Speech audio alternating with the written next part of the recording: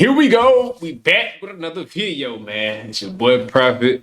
Y'all know what it is. We back with another reaction, man. They say the kids who ran a private school drug ring. Why the private school kids with all the money and all the privileges want to still do bad hood rat shit? Just live your life, bro. I don't understand that one, gang.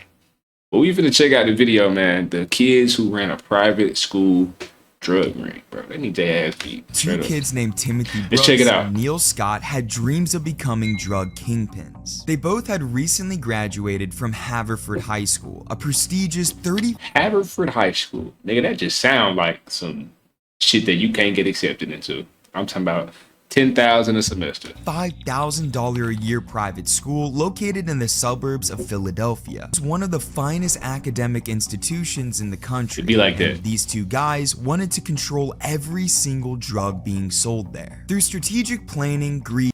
One thing y'all do gotta know about these schools, wanted bro. to control every single drug being sold. Like, bro, about these little private schools and shit. Y'all think these kids be in there just goody two shoes, bro? Them kids be in there off all type of drugs. I'm talking about weed, coke, ecstasy, acid. Nigga, them motherfuckers be doing some shit, bro. Them, bro, alright. Through strategic planning, greed, and y'all niggas don't know, bro. I know. Operation from a small-time hustle into a full-blown drug ring, recruiting numerous high schoolers and college students. They guys be off that shit, bro. But their efforts didn't end at Haverford. They set their sights on dominating the entire Philadelphia suburban drug market, targeting numerous local high schools and colleges in the process. Oh, they trying to get a big bag. As their ambitions grew, so did the risks. Risks that eventually spiraled into one of the most shocking drug busts in private school history. The township of Haverford is a tranquil one, to say the least. With a population of just over 6,500 engulfed in its tree-lined streets, well-maintained lawns, and family-friendly atmosphere, most would consider it the perfect place to raise a family. But this safe, idealistic neighborhood doesn't come without a cost. The average annual income of a household in Haverford is over $266 grand. Pair that with an average home price of around $1.2 million, and it's clear that every kid in this neighborhood has a cocaine addiction. Okay, that's what I'm saying. A joke, but bro, no, that's not a joke. No, it's not, bro.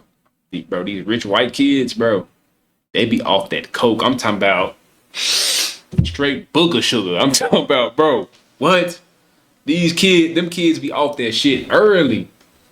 But you'll never expect it, though, unless you just really look at them.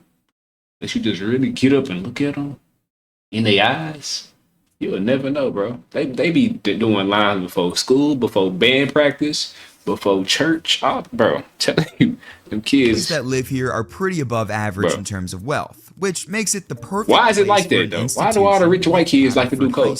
This prestigious all-boys prep school is known as one of the finest high schools in the country and has produced all-star humans like gold medal Olympians, MLB players, actors, singers, Super Bowl champions, congressmen, Ivy League professors, and more. It's highly regarded by families within the township as it boasts a strong sense of local pride, active community involvement, and excellent schooling. Hence the price tag of $35,000 a year. And don't get me wrong, that's a shitload of money for just high school, but it seemed to be worth it for these parents, and especially their kids. One graduate claimed it was an absolutely incredible school to the point where it was perfect. A statement that named Neil Scott would agree with. Neil actually grew up in a modest one-story home in Paoli, Pennsylvania, about a 19-minute drive from Haverford. His father, who was a carpenter, sent him to Conestoga High School, a way less expensive but very respectable high school. Here, he played lacrosse and was pretty good at it. So good, in fact, that Haverford recruited him on scholarship his junior year to play goalie for them. He started playing lacrosse and water polo while, of course, also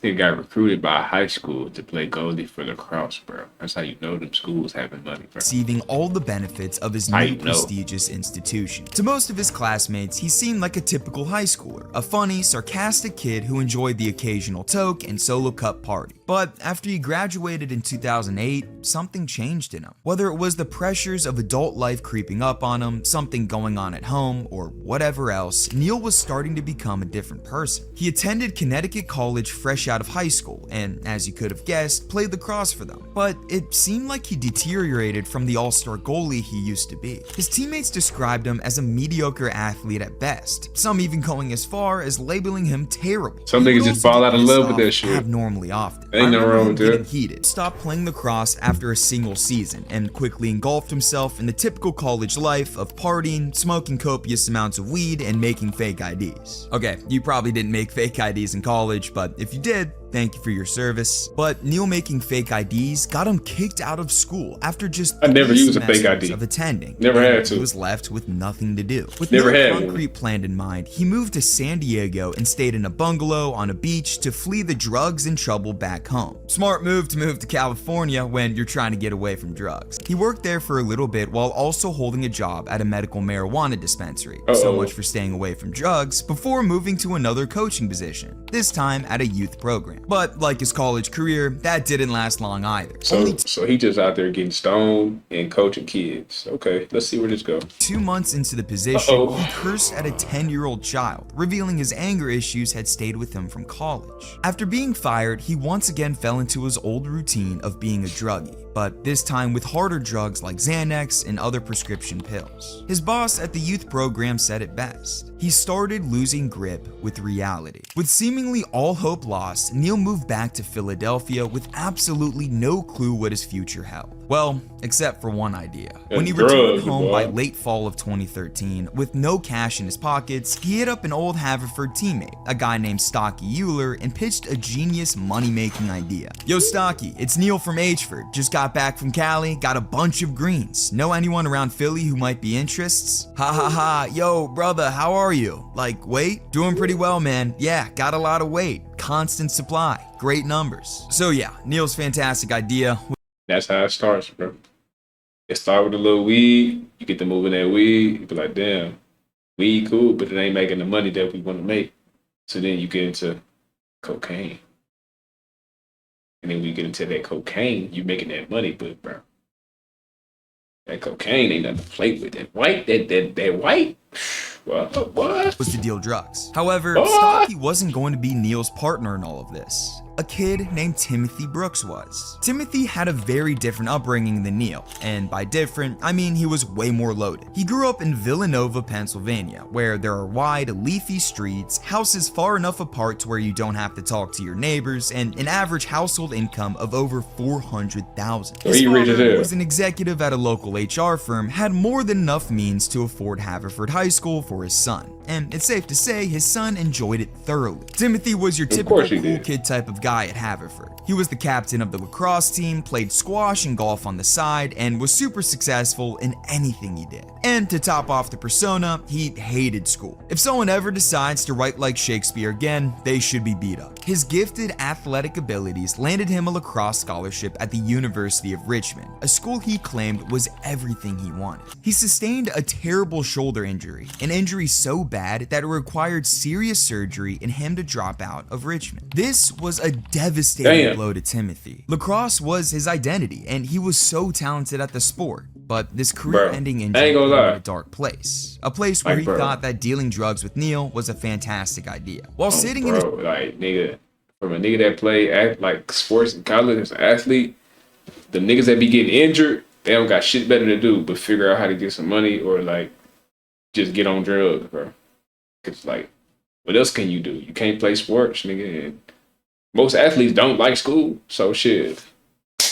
That's how it be. I knew a lot of niggas. I ain't gonna say a lot of niggas, but I knew a couple of niggas that end up like that. Like, they got hurt or they stopped hooping, and then they just got into that trap, and then never heard from him again. His childhood bedroom bored out of his mind, Timothy was desperate to earn some money to get out on his own. Even though he smoked in high school, he had never dealt drugs or shown interest in it at all. But him not having lacrosse anymore threw all logic out the window. It's not clear how Neil and Timothy got in contact. Maybe Neil hit up Timothy in the same way he did Stocky. But regardless of how they reconnected, they started to formulate a plan around the fall of 2013 to push some serious amounts of product. And I mean it when I say serious. Neil and Timothy weren't going to be the stereotypical college dropouts who slung dime bags to 16-year-olds. No, they wanted to control the entire drug market within the Philadelphia suburbs, including all high schools and colleges. Timothy texted Scott, "Every nug on the main line is about to come from you and me. We will crush it. Once you go tax-free, it's hard to go back." The main line that Timothy was talking about was the Philadelphia main line, a collection of 17 wealthy towns just west of Philadelphia that included Haverford and Villanova.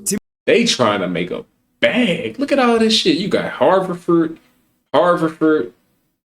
Penn Valley, Villanova. Y'all know about Villanova. Upper Main Line. Look at all this shit. All this money. This is just straight money. All these folks got straight bankroll. They trying to make a killing. They named their newfound operation the Mainline Takeover Project, solidifying their ambition of becoming drug kingpins for the wealthy. But to have an operation this big, you need to have some sort of concrete plan. The duo knew this and started to plan out what the operation would look like, starting with defining their home base. They landed on using Neil's apartment, a cramped one-bedroom place on the second floor of a flimsy-looking rental house less than 900 feet from Haverford. It seemed like an okay spot, especially considering no one would ever go near it because it was, quote, covered in like 500 dog turds, according to his neighbors. This is where pounds of weed from California would be shipped, thanks to Neil's connections, which he made from working in the dispensary. The duo would take this weed and repackage it for distribution while also dealing within the apartment, which was probably pretty clutch for Haverford students. I mean, they could literally stroll out of 7th period and be less than 3 football fields away from snagging some bud. But okay, the base of operations was set in stone. Location? On point. Right by the school. Easy foot traffic. I'll give them an A+ for the location. Let's continue. But how are they going to take over the main line's drug supply? It's not like they had any connections to the drug dealing world, so what would they do? Well, they utilized the only connections they had left. The Haverford lacrosse team. You see, the elite school's lacrosse program was a tight-knit group. The powerhouse team thought of themselves as elite and had their own culture, a culture that was bound together by recreational drug use. A Haverford grad said, if you took one sport and said which one parties the most, it's the lacrosse guys. And the duo planned on fully utilizing that aspect of their bond to get their old teammates to deal drugs for them. Timothy and Neil's plan had them jittering with excitement. I mean, they both had similar That's a smart plan, bro. Great high school life, a dark turn post-graduation, and now a need for a sense of accomplishment. They had the motivation to accomplish something, but after they lost what they loved doing, they didn't know what that something could be.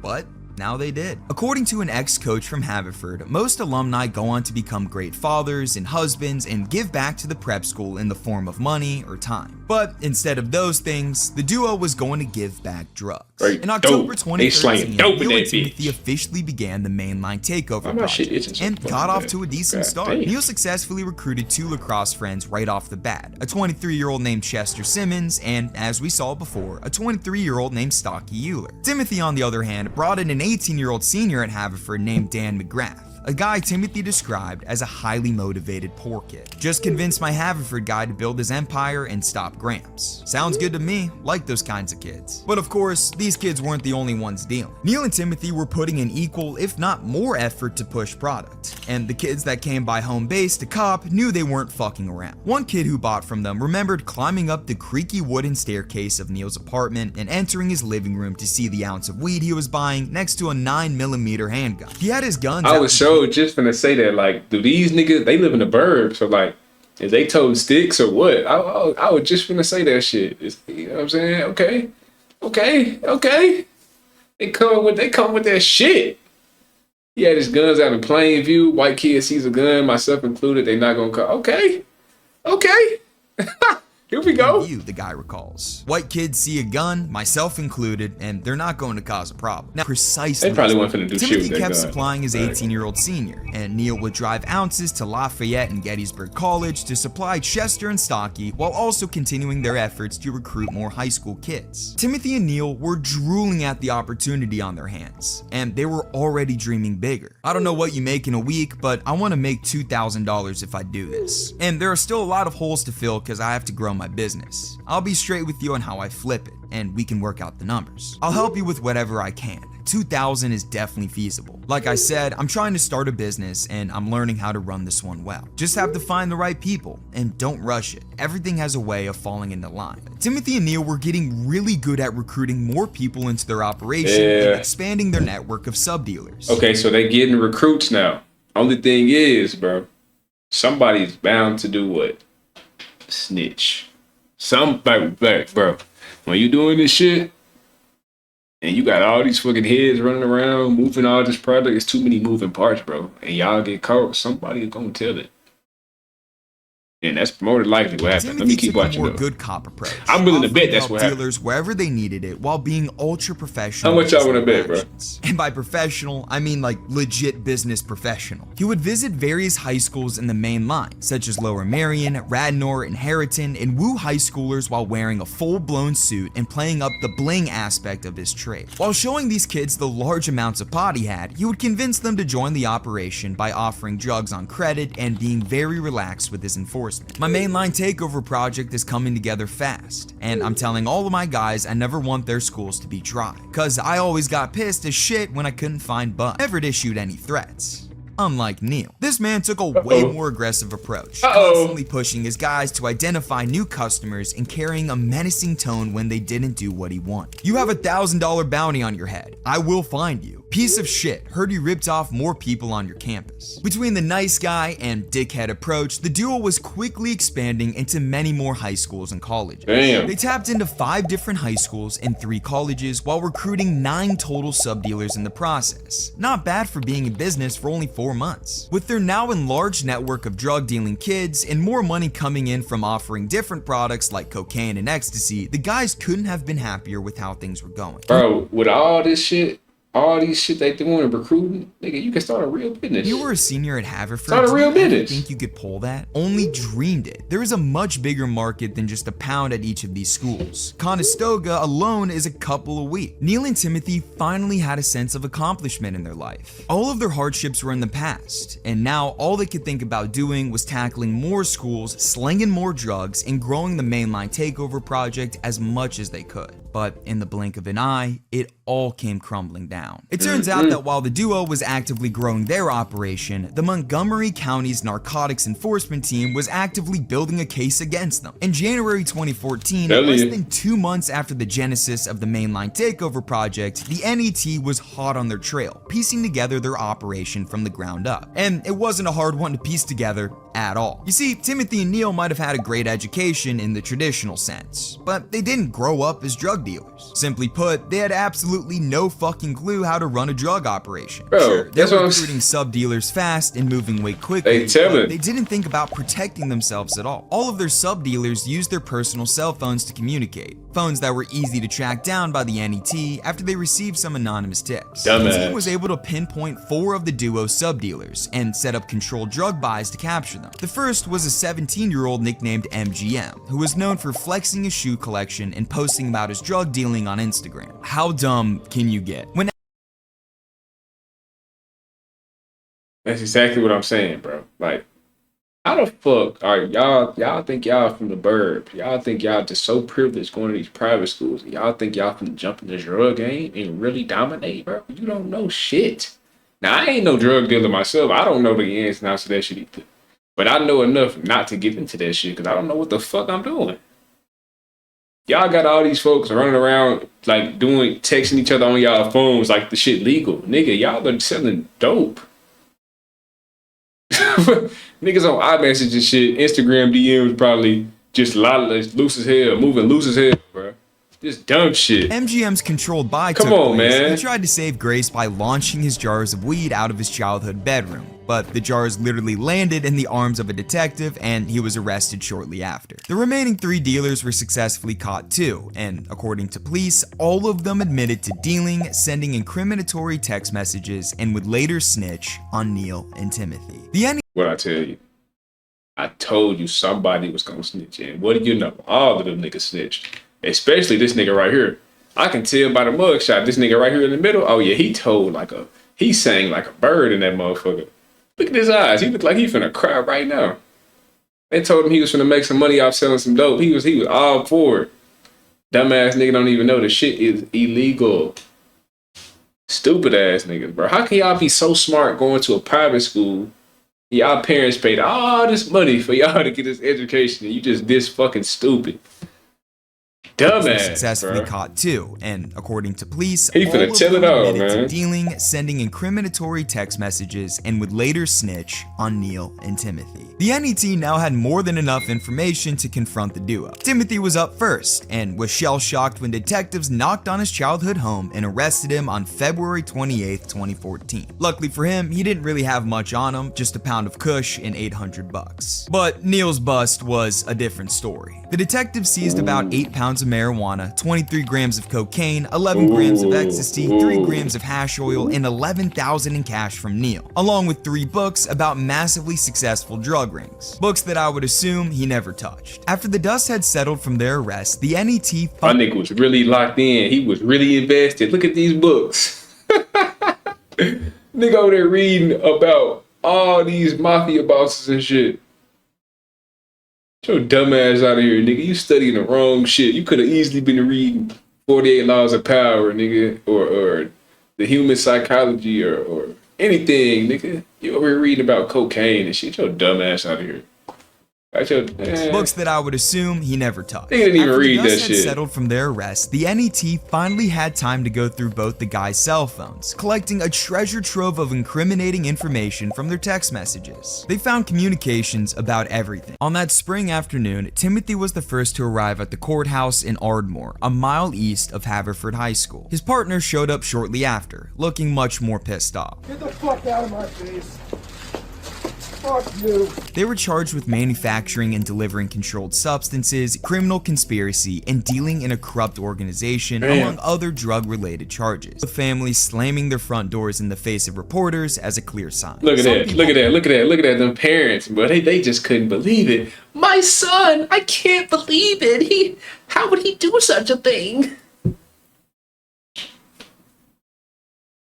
Shit's more common than y'all realize, though, man. A lot of these kids with these rich ass parents, bro, they be out here snorting that coke, and I'm telling you, In bro. their lives, however, were These more little white open to kids, speak. they- It's what? crushing to me. These guys are not too far removed from the program. I feel bad for their families. It's a sad day. It's It's tough. the ultimate backstab. We couldn't have done more for this kid, and it was thrown back in our face. Buried at the core of this scandal, the Haverford school tried to remain quiet. They instructed staff to stay silent and would postpone interviews left, right, and center to avoid speaking up about the situation. But it seemed like they were saving their statement for the graduating class of 2014. Instead of leveraging their education to follow traditional paths to success, they chose to take a detour into drug dealing, believing they could build a Pablo Escobar level drug ring. But to that, a little while Y'all gotta understand, bro. Like people who's like successfully run drug rings and people who really slang dope, them some of the smartest niggas in the world, bro.